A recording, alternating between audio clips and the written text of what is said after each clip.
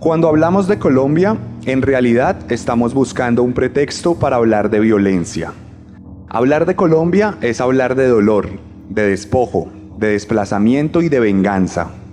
Hablar de Colombia, en esencia, es hablar de locura. Porque hay que estar locos para ser colombianos.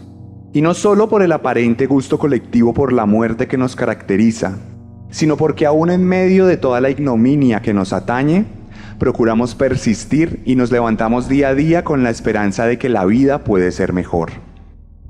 No me cabe duda que son muchos más los colombianos y colombianas que luchan con la tiranía de lo incierto y el despotismo de la pobreza arraigada en nuestras raíces. Hablando de locura, a veces pienso que hay que estar loco para mantenerse cuerdo en esa Colombia tan ruin que nos ha tocado vivir.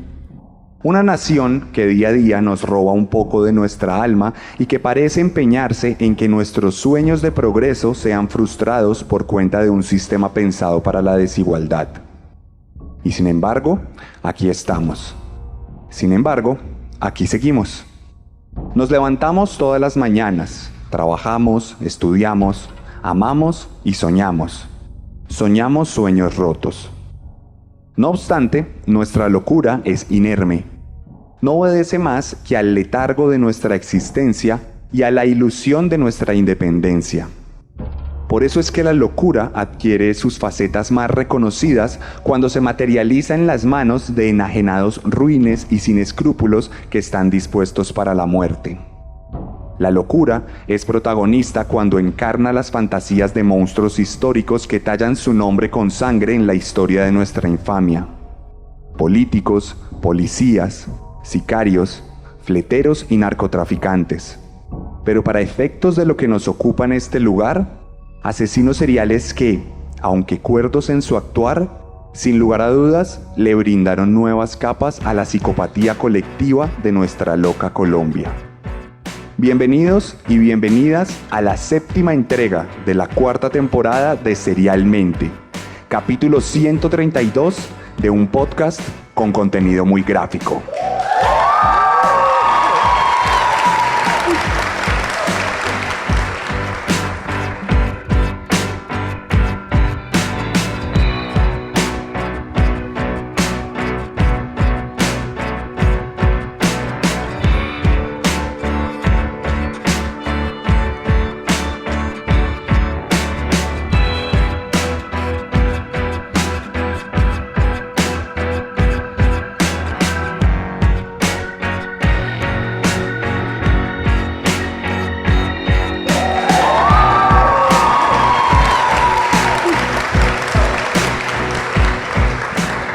Bueno, bienvenidos a este espacio, al Centro Cultural y Biblioteca con Fama. Nosotros nos venimos soñando esto desde septiembre de este año, cuando en Fiesta del Libro invitamos a Sebastián Camelo para que viniese a presentar sus 3 libros, el libro de cuentos Carne, su novela Descenso y Letargo. Hoy lo hemos querido invitar al Centro Cultural y Biblioteca con Fama de Aranjuez por una sencilla razón, y es que este espacio en otrora fue un manicomio y ahora está convertido en un centro cultural, y por eso estamos utilizando como pretexto este espacio, este lugar, para hacer esta conversación y este podcast en vivo, para poder hablar con Sebastián Camelo y al mismo tiempo para presentar más tarde su novela Fuego. Desde la Biblioteca y Centro Cultural con Fama Aranjuez les damos muchas gracias por asistir. Muchas gracias y vamos a empezar con Luis Alfredo Garavito.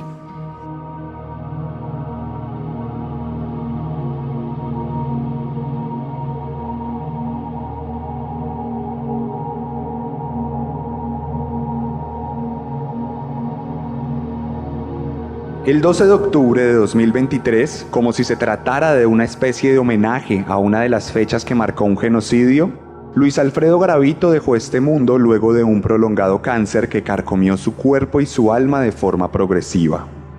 Al morir, la bestia, como fue conocido por sus crímenes, estaba en un estado de salud lamentable, con un gran tumor que deformaba su abdomen y una verruga implacable que se había comido su ojo izquierdo. No obstante, su memoria estuvo intacta hasta el final de los días. En sus últimas entrevistas continuó sus evasivas y mecanismos de manipulación para hablar de sí mismo.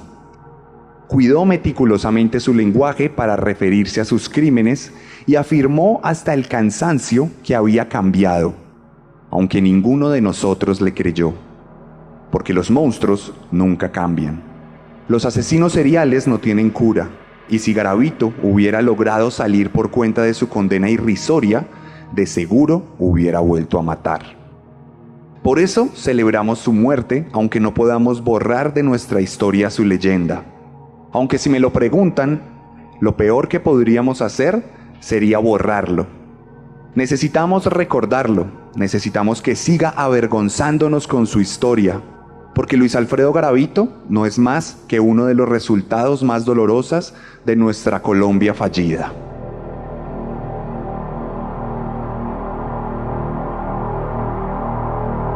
Yo creo, Sebas, que Garavito es el resultado de lo que es Colombia. ¿O vos qué pensás ahí? Garavito existe porque nació en Colombia. A mí me parece que, digamos, si Garavito hubiera nacido en Suiza, en Alemania, en un país, digamos, que no tiene todos los problemas y las coyunturas que tenemos nosotros, probablemente a Garavito lo hubieran capturado al tercer crimen, al quinto crimen. Garavito se alimentó de muchas maneras de nuestro conflicto, de hecho es hijo de nuestro conflicto. Su familia fue desplazada y en ese marco de desplazamiento comenzó a tener los primeros vacíos en su crianza. Y más adelante, al mismo tiempo que Garavito mataba niños, ese mismo día había tomas guerrilleras, ese mismo día había masacres paramilitares. Entonces, siempre estuvo enmarcado en el conflicto, estuvo cubierto por el conflicto, y eso es sin duda la razón por la que el resultado es un asesino completamente prolífico que llegó a matar más de una vez a la semana por momentos. Y claro, nadie se fijaba en eso, porque si un niño desaparecía, entonces no, seguro se fue con la guerrilla, si era una vereda. Luego hablaron de sectas satánicas y demás, buscaban otras formas de explicar la violencia, porque era una violencia que no era propia de nosotros. Estábamos muy preocupados por la violencia del conflicto armado, y hoy en día en muchas partes del país todavía lo estamos. Entonces, sin duda alguna, Garavito tiene una correlación directa con Colombia. Yo lo enmarcaría en el conflicto de muchas maneras porque es posible gracias a eso, se alimenta de eso. Entonces, también ahí podríamos decir que los asesinos seriales que han existido en Colombia se han aprovechado del conflicto armado colombiano. De una u otra manera, sí. Digamos que estamos tan habituados en Colombia a la violencia y estamos tan, digamos, acostumbrados a ver sangre en los periódicos que pasa desapercibido. Cuando un asesino en otro país va por la segunda, tercera víctima o se hace evidente que es una misma mano detrás de inmediato toda la opinión pública se vuelca a eso. Y aquí no. Aquí realmente, por ejemplo, en Bogotá hace unos meses estaba la noticia de que había un posible asesino serial, porque estaban apareciendo cuerpos en bolsas de la misma forma, todos asesinados con una jeringa y demás. Entonces empezó a hablar de un asesino y como que salió en un par de noticias, entonces como que se habló del tema y luego la policía salió a decir no, debe ser un ajuste de cuentas entre bandas de microtráfico. El Tren de Aragua está entrando al escenario del microtráfico en Bogotá, entonces esto debe ser una obra del Tren de Aragua. Y de inmediato la noticia dejó de ser interesante. De inmediato nos dejó de importar que siguieran apareciendo cuerpos, siguen apareciendo cuerpos hoy en día en varios barrios de Bogotá de la misma forma, pero como es microtráfico, entonces ya no nos importa. Yo no sé si la gente lo recuerda, pero acá en Medellín, entre 2021 y 2022, no sé si en 2023, algunas personas que pertenecían a la comunidad LGTBIQ+, también comenzaron a asesinarlos. Y no sé qué fue lo que dijo la policía, no sé qué fue lo que dijo la alcaldía, ni nada de esas cosas, y esto se dejó callado. No se volvió a mencionar absolutamente nada de todas estas cosas que sucedían en Medellín. Entonces, mira, yo recuerdo que alguna vez tú me recomendaste la película y me dijiste, no es tan buena la de Andrea Chikatilo, ¿cierto? Que decían ahí, no, es que los asesinos seriales pertenecen solamente al mundo capitalista y realmente los asesinos seriales le pertenecen a la raza humana. Sí, claro, es inherente. No puede no haber, mientras haya humanos va a haber asesinos, porque mientras haya humanos va a haber psicópatas. Ya, ¿por qué hay psicópatas? Pues es una pregunta mucho más profunda que, digamos, obedece a un análisis psicológico, psiquiátrico, forense, de muchos aspectos. Pero en ese sentido es innegable. Y digamos, puede que aquí se haya dejado de hablar del tema porque es mala publicidad, está llegando mucho extranjero, no podemos dar mala publicidad.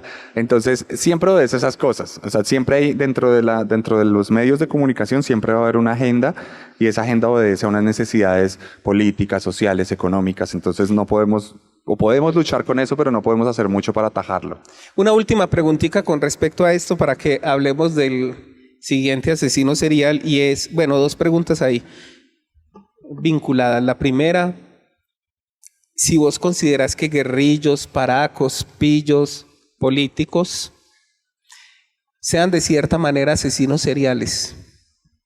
No diría asesinos seriales, sí puede haber psicópatas allí, seguro los hay, seguro hay políticos psicópatas, seguro hay guerrilleros, paramilitares psicópatas. No todos, no todos, pero sí, no asesinos seriales porque digamos que la forma de trabajar del cerebro obedece a otras necesidades, obedece a otra realidad, a otro día a día.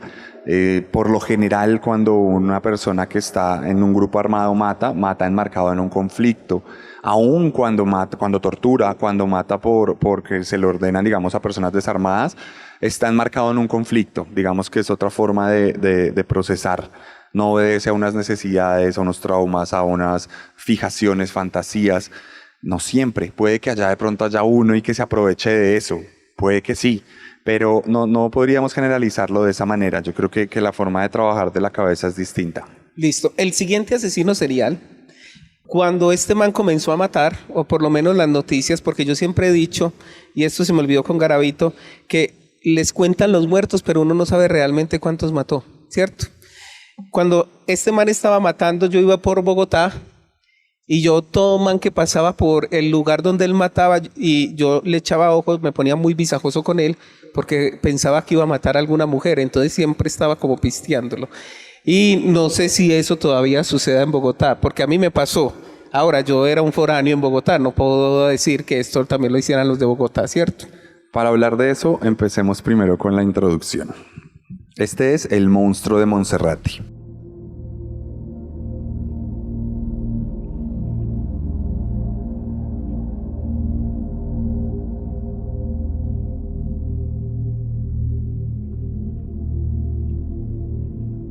Cuando Freddy Valencia fue capturado, al poco tiempo de rendir indagatoria, de inmediato fue entrevistado por los medios de comunicación que ya lo habían apodado como el monstruo de Monserrate.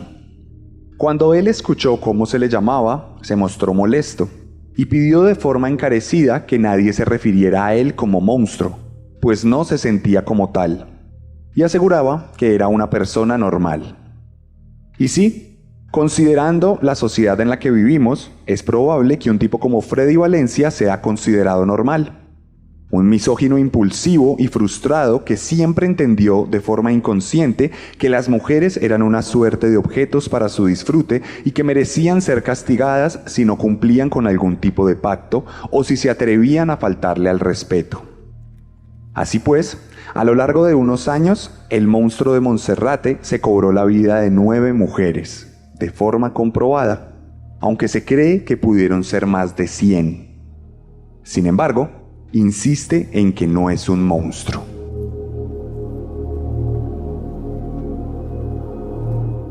Él todavía está vivo. Sí, él fue trasladado a la Tramacúa hace poco en Valledupar, estuvo en La Picota un tiempo y ahorita está en la Tramacúa, en el mismo patio donde estaba Garavito, donde está Manuel Octavio Bermúdez, el monstruo de la soga. Es como un salón de la fama de asesinos en la misma prisión. Vea qué curioso, pero vení, este asesino serial o este caso, ¿por qué es tan especial para nosotros los colombianos?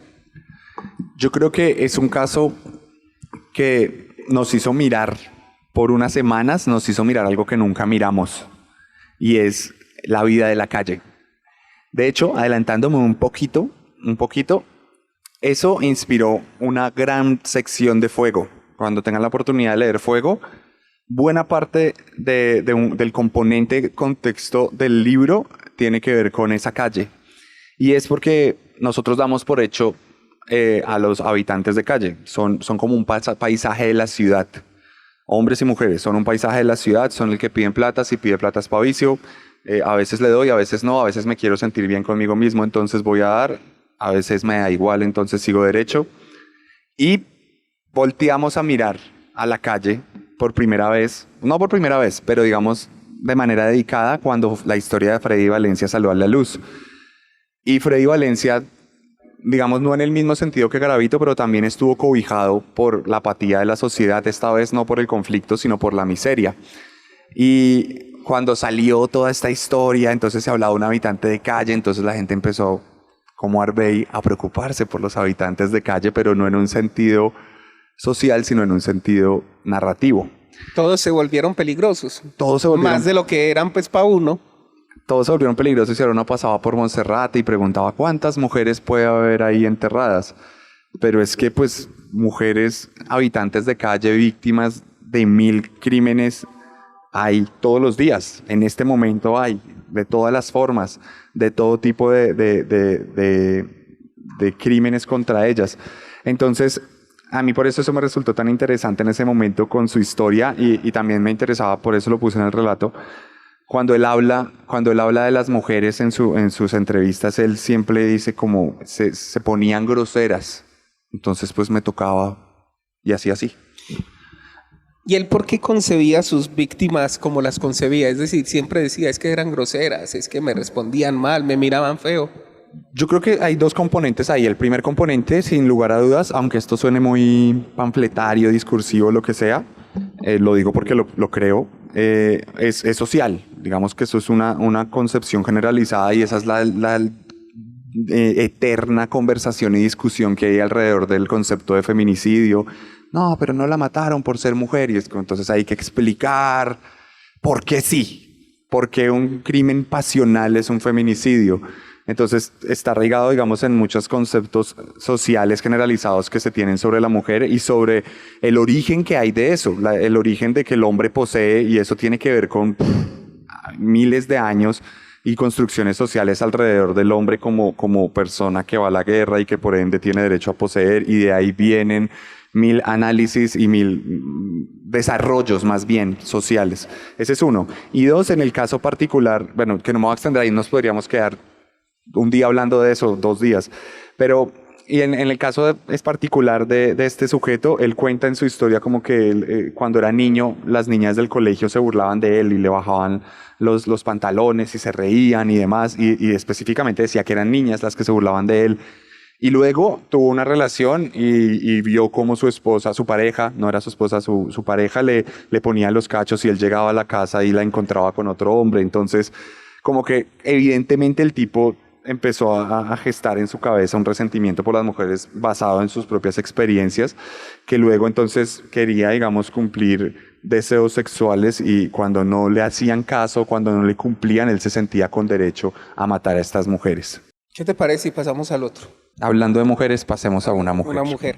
Y a mí me parece muy particular su nombre, porque es un nombre demasiado religioso, y ahí es donde yo pienso que el nombre no describe a lo que somos como sujetos. Nos da una identidad, pero no nos describe como sujetos, ¿cierto? Esta mujer de la que vamos a hablar, nunca hemos hecho capítulo de ella. Probablemente le dedique un capítulo después, mucho después. Se llama María Concepción Ladino.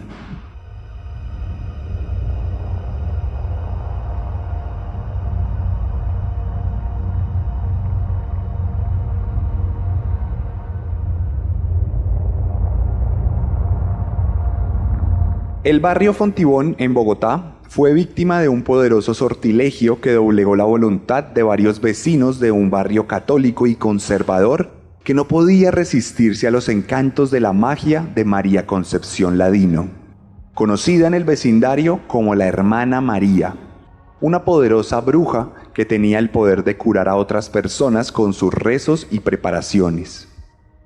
María Concepción era una artista. Sabía qué decir y cómo actuar para embaucar a sus pacientes y sacarles dinero mientras les brindaba remedios que, en muchas ocasiones, terminaban extinguiendo la vida de quien debían salvar. Así, durante la década de los 80 y los 90, María Concepción asesinó a por lo menos 6 personas y estafó a otras cientos, a las que les robó millones y millones de pesos. Hoy, mientras hablamos de ella, se encuentra purgando su condena en la cárcel del Buen Pastor, donde fue sentenciada a pasar 40 años de su vida, de los cuales ha purgado un poco más de la mitad.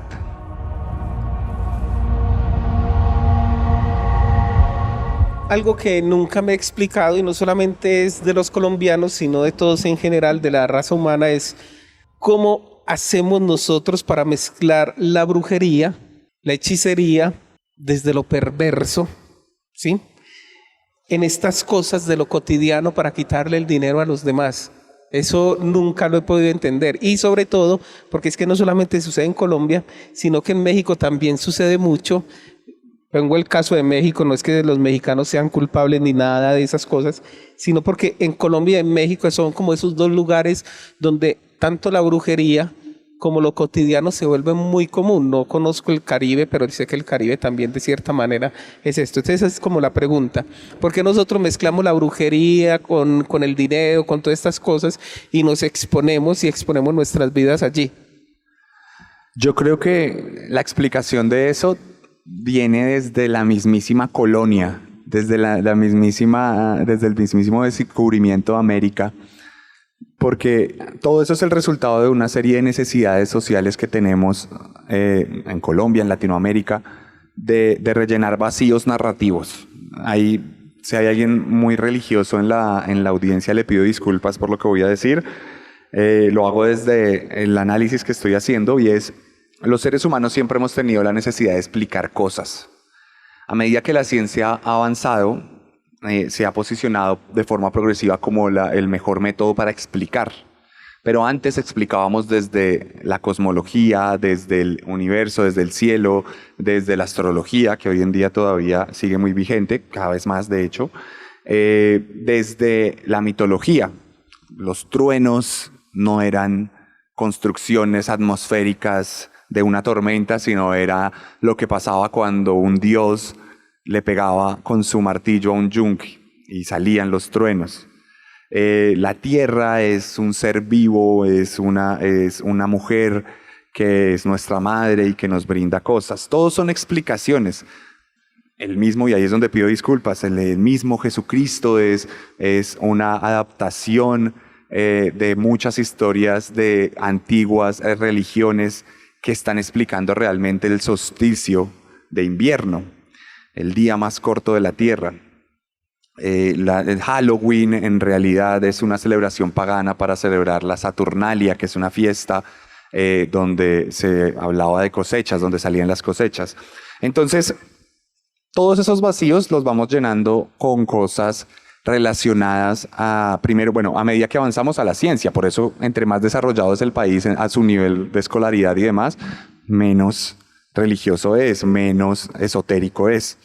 Nuestro país no, evidentemente, y nuestro país además es la unión de muchas culturas, de muchas tradiciones que tenían esto muy arraigado y que hoy en día sigue vivo a través de sincretismos culturales. Entonces, claro, cuando necesitamos el amor, cuando necesitamos el dinero, que son tal vez dos de las cosas que más despiertan nuestra parte más instintiva y que nos pasamos la racionalidad y queremos eso a como dé lugar, pasan estas cosas. La brujería se presenta como una oportunidad. Al ser desconocida es, respetable de cierta manera y hay que guardarle cierto espacio. Entonces yo creo que realmente obedece a una serie de sincretismos y también a una serie de vacíos en términos educativos que nos llevan, a creer en todo eso. Y ahora, cuando de repente creemos en eso, entonces María Concepción daba curas y de repente estas curas eran en realidad venenos. Pero si a veces alguien decía, voy a hacerle un mal de ojo a alguien y lo logró, pero en realidad lo está envenenando, pues lo estoy explicando desde lo esotérico. Entonces yo creo que por eso se están uniendo, y como es algo culto, es algo que en una sociedad como la nuestra, tan conservadora, tan católica, pues lo que es furtivo, lo que es subversivo, es secreto y es prohibido, pues se usa para el mal, se puede dar para que se use para el mal. Yo recuerdo que cuando a María Concepción la comenzaron a mostrar en los medios, ella alegó que estaba loca, ¿cierto? Y cuando le hicieron un estudio determinaron que efectivamente no lo estaba, pero ella seguía insistiendo y seguía, hasta que los psiquiatras dijeron que no, que se le podía juzgar normal. Y a mí me gustaría preguntarte ahí, ¿qué es lo que determina la locura o la cordura de un psicópata? Principalmente, aunque esta respuesta es mucho más elaborada, pero principalmente el hecho de que podamos comprobar que esa persona está consciente y es consciente de que está cometiendo un crimen. Cuando hay un loco, les voy a poner el ejemplo más reciente y que además pasó acá en Medellín, el loco de la piedra, que hicimos capítulo de él hace poco. El loco de la piedra le aplastó la cabeza, perdón, no recuerdo, 4 o 6 personas, les aplastó la cabeza y nunca escondió los cuerpos, nunca trató de librarse de la culpa. De hecho, la última de sus víctimas, él salió diciendo que lo hizo, él salió gritando por todo lado. Y era evidente que estaba loco, era un esquizofrénico, estaba bajo un estado de trance. Otro, por ejemplo, el Comegente en Venezuela, también, entonces él se comía a las personas y no las escondía, simplemente las digería y eran también habitantes de calle o personas cercanas en barrios más marginados, entonces por eso pudo hacerlo. Y cuando él habla del tema, él no se siente mal, él no trata de explicarlo. Entonces, María Concepción evidentemente tenía un modus operandi, sabía que estaba haciendo cosas ilegales, que estaba cometiendo crímenes, trató de ocultarlos de muchas formas, era una maga para, digamos, manipular a la gente a su alrededor. Entonces, en ese sentido, yo diría que la principal respuesta es esa, es como que darse cuenta de que esta persona quiere encubrirse, quiere salir indemne, porque además sabe y es consciente que está cometiendo un crimen, como en este caso pasó con María Concepción. Listo, vamos, ¿te parece? Pasamos al otro. Al último. Dale. Es más local, es más de nosotros, como el loco de la piedra. Sucedió en cualquier barrio de Medellín. Se llama La Sagrada Familia.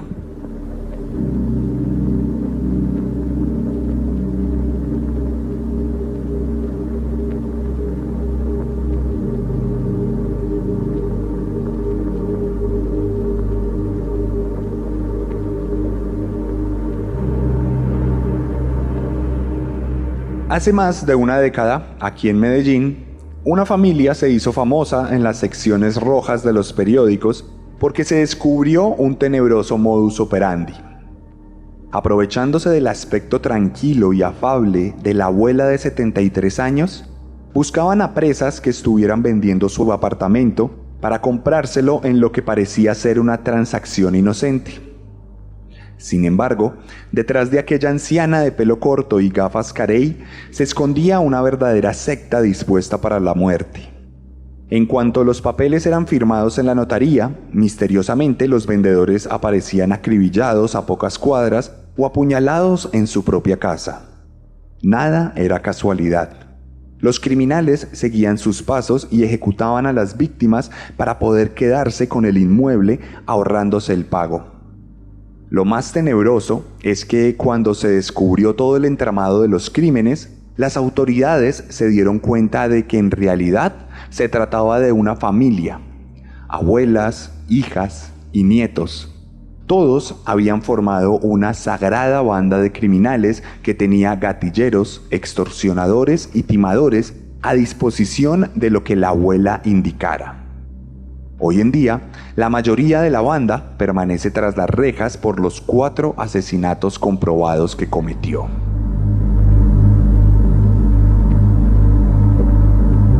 Ahí me surge la pregunta si es posible compartir la psicopatía. Me hace recordar Masacre en Texas.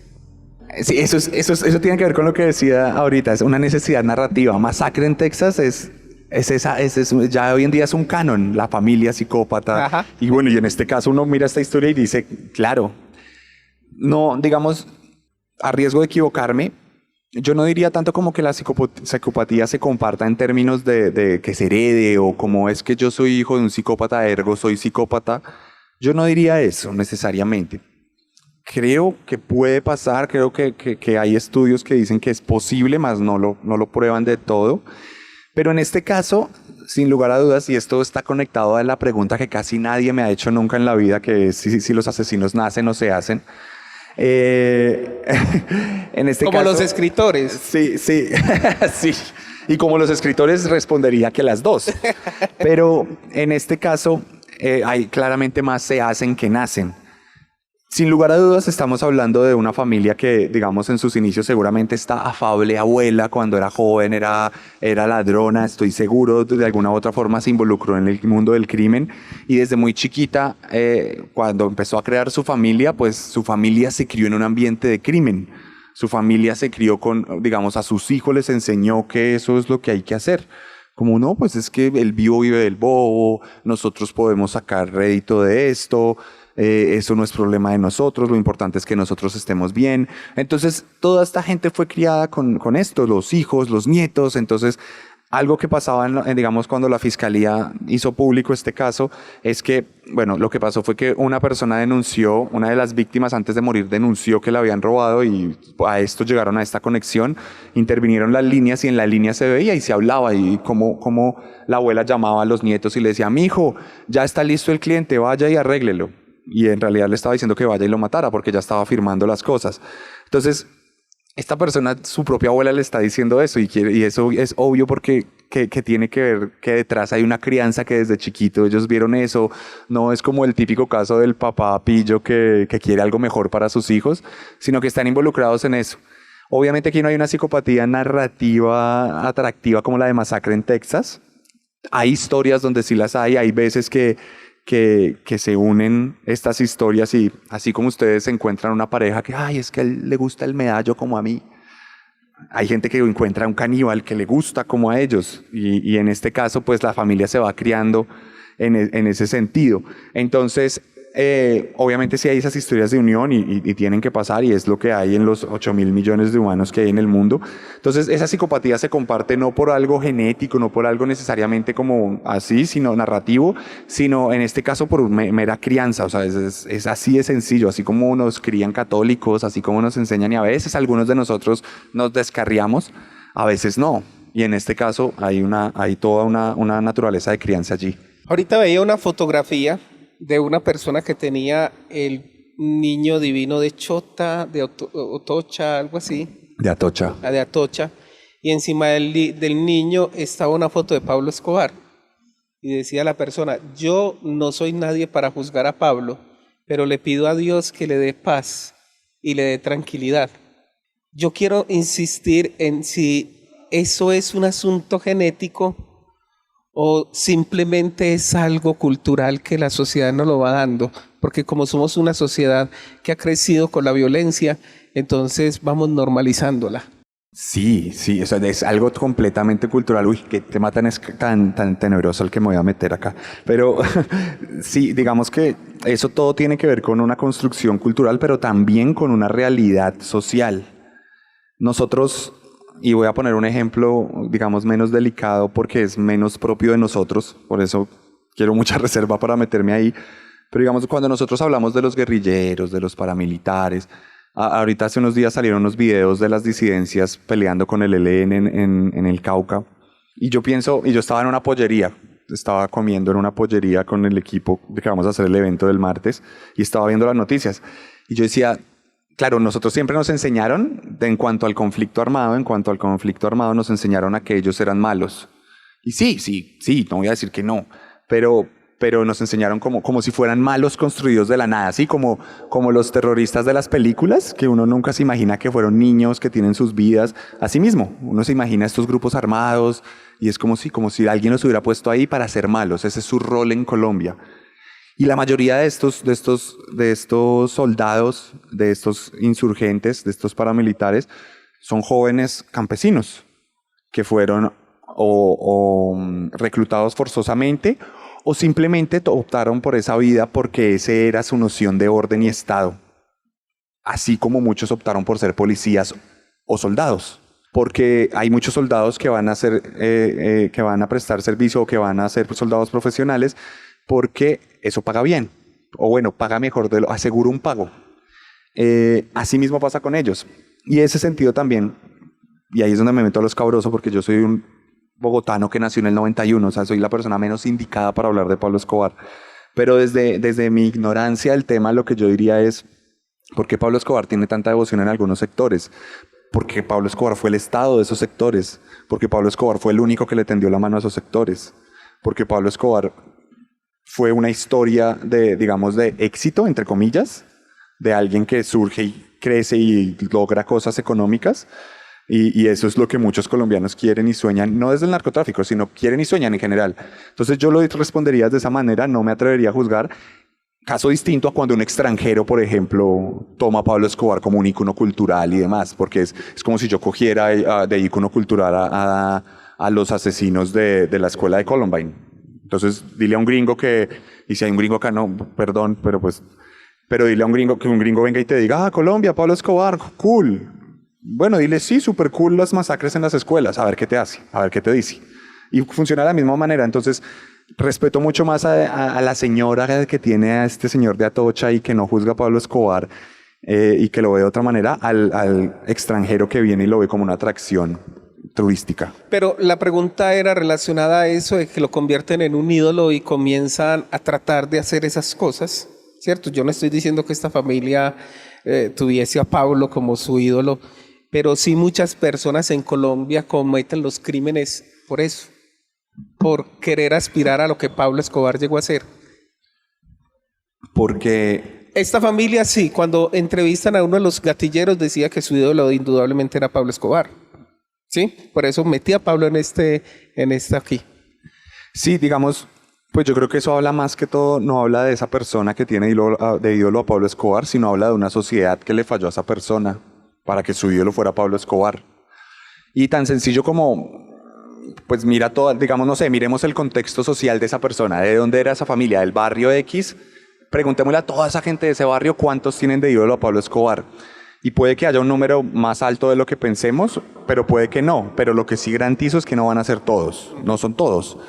Y hay gente que, digamos, tiene la fortuna, y ahí no, esto que voy a decir no es una cuña, pero hay gente que tiene la fortuna, digamos, de encontrar refugio en lugares como este, y que encuentra historias en una biblioteca.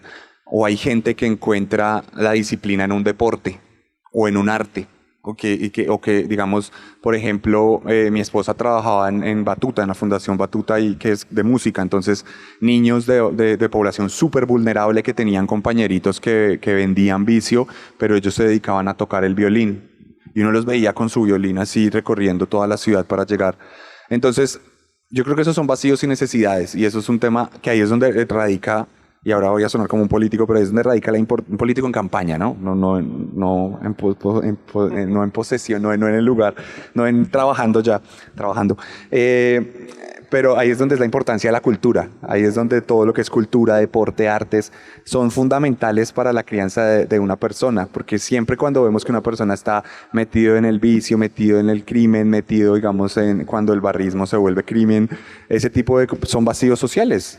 Por eso hay programas de barrismo social, pues porque es como ahí donde se están yendo, cómo les llegamos por ese lado. Entonces, toda esta gente que tiene ídolo a Pablo Escobar es gente a la que le ha fallado la sociedad, a la que le ha fallado el Estado y que ha encontrado en él como ese hito para salir adelante y surgir. Entonces yo creo que ahí la respuesta es la cultura y voten por mí para luego no hacer nada. Vamos a hacer un ejercicio, vamos a permitir que las personas hagan 2 preguntitas. Bueno, a base pues de todo lo que se ha escuchado, mi pregunta es... Si el conflicto crea asesinos, ¿quiénes son los que crean el conflicto realmente? Esa pregunta en Colombia se tiene que responder por distintas secciones históricas. ¿En qué momento voy a hablar de esto? Bueno, desde mi perspectiva y desde mi absoluta ignorancia, un historiador podrá abofetearme por lo que voy a decir y tendría derecho a hacerlo, pero mi perspectiva es, bueno, el conflicto en Colombia está originado en la desigualdad, está originado en la pobreza y está originado en, digamos, una política completamente antidemocrática. Como que unos ostentaban el poder y nadie más podía ostentar el poder. Se pensaba distinto, entonces la época de la violencia y demás. Luego, en nuestro caso, y creo que por eso Colombia es tan especial, nuestro caso ya tuvo que ver luego con el narcotráfico. Hoy en día nuestro conflicto, aunque tiene orígenes sociales y mucha gente va a decir que lo sigue teniendo, se alimenta del narcotráfico. Entonces, y si a mí me preguntan quién tiene culpa del narcotráfico, yo diría los consumidores. Y ojo con eso, porque no es que esté en contra de los consumidores como personas, sí, no. Me refiero digamos en este caso, por ejemplo, el narcotráfico se alimenta de la exportación de cocaína. Y si no hubiera exportación o si fuera regulada de alguna u otra manera, el narcotráfico en realidad buscaría otras formas para seguir fluyendo, porque esta gente necesita alimentarse ya de alguna u otra manera. Entonces yo creería que en nuestro caso es un componente súper complejo. O sea, responder eso sería yo creo que eso debe haber tesis de eso. Pero en este caso, quienes crean los conflictos, no diría nunca que sean las personas per se, no es una persona que por su necesidad genera un conflicto, sino es un país que tiene un montón de problemas, es un país que tiene un montón de vacíos, como titulaba Bushnell, que Colombia una nación a pesar de sí misma, y eso es lo que pasa con nuestro país. Hay muchos vacíos de Estado, tenemos problemas, digamos, donde hay ausencia del Estado, esa ausencia hace que los grupos al margen de la ley se vuelvan fuertes y se vuelvan ley. Tampoco hay voluntad hoy en día, o sea, hoy vemos cómo se apostó de alguna u otra manera y se sigue apostando de forma infructuosa por una paz total que evidentemente los grupos no la quieren porque hay un negocio detrás. Hoy en día ya es evidente la construcción y es una necesidad económica y al final yo diría la respuesta obvia y que está conectada y es porque hay guerras, porque hay disputas económicas. Todas las guerras tienen que ver con economía, todas. O sea, no hay una guerra que no tenga un beneficio económico y si no lo hubiera, sería una guerra olvidada. O sea, digamos, todas las guerras en el Congo actualmente tienen que ver con el coltán. En Israel tienen que ver con, además de la limpieza étnica, con una necesidad geopolítica para poder comerciar y poder sacar otros espacios distintos al canal del Suez. Entonces yo diría que al final todo tiene que ver con necesidades económicas. Las independencias se dan por impuestos, no se dan por autodeterminación del pueblo necesariamente, se origina en una necesidad económica. Entonces no quiero andar mucho más en eso porque es otra cosa, pero yo diría eso. O sea, creo que respondí muy general, pero es que es complejo, digamos, irse a la minucia en este tema. Todos conocemos a El Arracás, su voz, las historias que sube, pero ¿cómo Sebastián Camelo se apasionó por las historias de asesinos seriales y de transmitirlo al público que siempre lo escucha? Yo creo que para mí la necesidad siempre fue narrativa. Yo nunca digo mentiras respecto a eso. El podcast para mí, desde el día 1, desde el día que yo dije voy a hacer un podcast que se llame Serialmente, fue para promocionar lo que hago, para mis libros. Eso hago. O sea, y ahí, bueno, entramos un poquito en un terreno ya que tiene que ver con la promoción de la cultura y de la lectura y demás. Y es que cada vez la lectura es algo más difícil. O sea, por eso se promueve la lectura, porque cada vez se lee menos. Y en ese sentido, digamos que ya luego yo tenía que llegar, como Sebastián Camelo, llegar y decir ¿cómo hago para que alguien se interese en lo que voy a escribir? ¿Por qué fueron asesinos seriales? Eso sí vino antes del podcast. Es porque para mí, a nivel narrativo, siempre han sido, primero me generaban mucha curiosidad, como ustedes, morbo, como ustedes, pero sobre todo, este man vino a insultarnos, no, 9 horas manejando para agredirme, pero también como un vehículo narrativo. Cuando, digamos, hablamos de asesinos, yo siempre, y yo creo que eso es lo que es una de las claves del éxito de Serialmente, yo siempre hablo de la sociedad. O sea, para mí el asesino serial siempre ha sido una forma de hablar de la sociedad, una forma de hablar de cosas políticas, de cosas culturales y también de cosas que nos habitan a nosotros como seres humanos comunes y corrientes. Entonces, en ese sentido, por eso elegí Los Asesinos para la primera parte de la pregunta, y el podcast ya vino como una necesidad para mí de promocionarlo y promoverlo. ¿Cómo hago para que este libro le interese a ustedes? Si a ustedes les gusta leer, van a una librería y buscan. Y la cantidad de escritores que hay en el mundo de libros publicados y sobre todo la cantidad de escritores buenos, famosos, bestsellers, ¿cómo hago para que un don nadie lo lean? Entonces, pues tratemos de no ser un don nadie con tan buena suerte que está ocurriendo. Yo no diría que ocurrió, pero está ocurriendo a poquitos. Entonces, eso hace que, digamos, pueda mover los libros. Eso hace que, digamos, pueda seguir un camino. Y esto no lo he dicho, es la primera vez que lo voy a decir en público. Luego lo voy a publicar en redes, pero ya pasó. Y es, Eso, digamos, me ha permitido cumplir muchos sueños. Yo siempre lo digo, eso sí siempre lo digo, pero entonces publicamos Descenso, Carne, Letargo, las novelas gráficas, ahora Fuego. Pero eso ocasionó que una editorial se fijara en mí. Entonces eso ocasionó que Penguin Random House me dijera como, oiga, venga, ¿qué es lo que está haciendo? Y yo como, no, un librito ahí. Tengo un podcast. Eso nunca hubiera pasado si no existiera Serialmente. Nunca. Y se los garantizo. Y por mucho que yo escriba bien o escriba mal, yo siempre he considerado que escribo bien, pero que no soy ni de cerca un escritor como los grandes escritores. Pero independientemente, así lo fuera, nunca hubiera llegado a una editorial como Penguin hoy en día. Porque en ese sentido, y para cerrar la pregunta, la respuesta es, y esto lo que voy a decir a veces no le gusta a la gente que trabaja en este medio, y es, los libros, la literatura, al final es un medio más de entretenimiento. Claro, que la cultura detrás, toda la aura que hay detrás de los libros, pero en esencia los libros compiten con las series, con los videojuegos, con la música, con las películas. Y yo por eso digo, pues voy a alimentar de eso para promocionar la lectura. Entonces vean esta película y mi libro habla de eso. Y me ha pegado, funciona.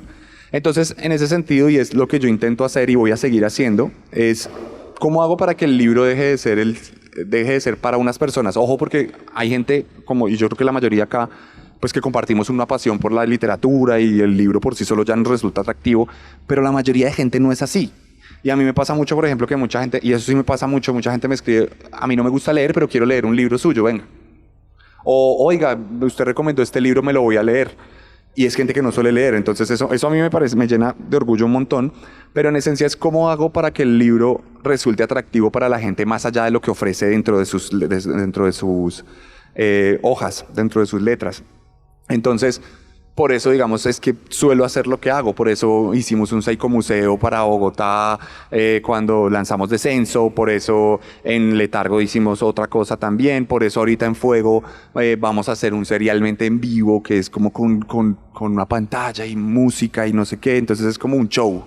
Y hay gente que está en contra de eso. Es como, no, pues este man es un showman, no es un escritor. Pues puede que sí, o puede que no. Pero en mi caso, para mi camino, funciona.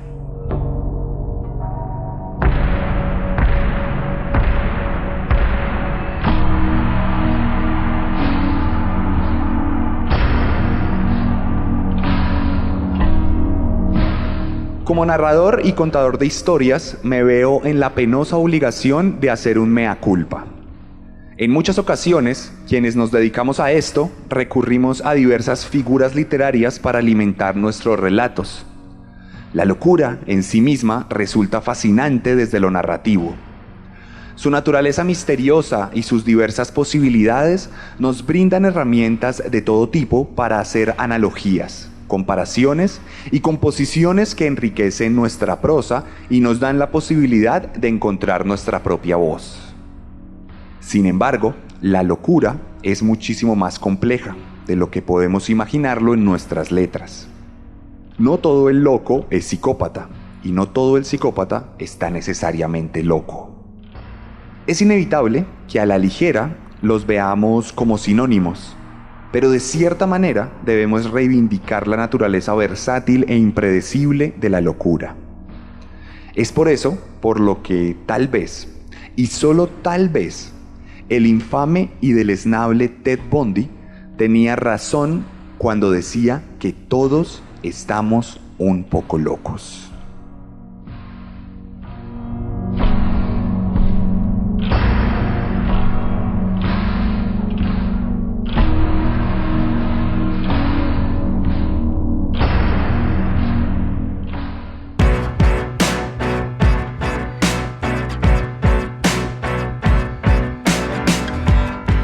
Este capítulo especial de Serialmente en Vivo fue posible gracias a Confama, quien me llevó a Medellín y me permitió presentarme en el Centro Cultural Confama de Aranjuez, donde pudimos estar con más de 100 personas que convirtieron en esto un auténtico sueño.